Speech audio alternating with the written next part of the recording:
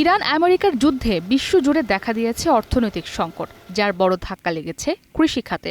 এর ফলে সৃষ্টি হওয়া সংকটের প্রভাব পড়েছে মধ্যপ্রাচ্য পেরিয়ে সুদূর অস্ট্রেলিয়ায়। বৈশ্বিক সরবরাহ ব্যবস্থা বিঘ্ন ঘটায় অস্ট্রেলিয়ার দুই গুরুত্বপূর্ণ কৃষি উপাদান জ্বালানি ও সারের দাম হু হু করে বাড়ছে। এদিকে একদিকে দেশটিতে যেমন বাড়ছে গোখাদ্যের দাম, অন্যদিকে খরার কারণে ধুঁকছে দেশটির কৃষকরা। অস্ট্রেলিয়ার প্রায় ৯০% জ্বালানি এবং বেশিরভাগ সার আমদানির ওপর নির্ভরশীল। ফলে বিশ্ববাজারে যে কোনো অস্থিরতা দেখা দিলে এর সরাসরি প্রভাব পড়ে দেশটির কৃষি খাতে। বাংলাদেশে এলো এই প্রথম টাচলেস আরএকে সেন্সেশন ওয়াটার ক্লোজেট। জ্বালানি ও সার আমদানির খরচ প্রতিনিয়ত যেভাবে বাড়ছে, তাতে দেশটির কৃষকের পরিস্থিতি হয়ে উঠছে আরও কঠিন। অস্ট্রেলিয়ার ভিক্টোরিয়ান ফার্মার্স ফেডারেশনের কর্মকর্তা স্কট ইয়াং উদ্বেগ প্রকাশ করে বলেন, টানা ১৮ মাসের খরায় তার জমি এখন চাষযোগ্য অবস্থায় নেই।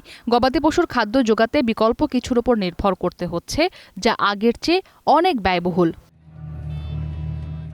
কৃষি জমির মাটির আর্দ্রতা পরিমাপক যন্ত্র দেখাচ্ছে এবছর মাটির আর্দ্রতা গত ৫ বছরের মধ্যে সবচেয়ে কম। খরার কারণে অনেক কৃষক বহুদিন লাভের মুখ দেখেনি। মরার উপর খাড়ার ঘা হিসেবে জ্বালানির ঊর্ধ্বগতির দৌড়ে হাঁপিয়ে উঠছে এই খাত সংশ্লিষ্টরা। এ বিষয়ে স্কট ইয়ং আরও জানান, আগে ডিজেলের বাজেট ধরা হতো $1.70 থেকে $1.80, যা এখন বেড়ে দাঁড়িয়েছে $3.20। জ্বালানির মূল্য বৃদ্ধির ফলে কৃষি যন্ত্রপাতি পরিচালনার খরচও সমান তালে বাড়ছে বলে জানান ভিক্টোরিয়া ডেইরি ফার্মার্সের সভাপতি মার্ক বিলিং। তিনি বলেন, প্রথম সমস্যা হলো জ্বালানি পাওয়া, দ্বিতীয় সমস্যা এর দাম।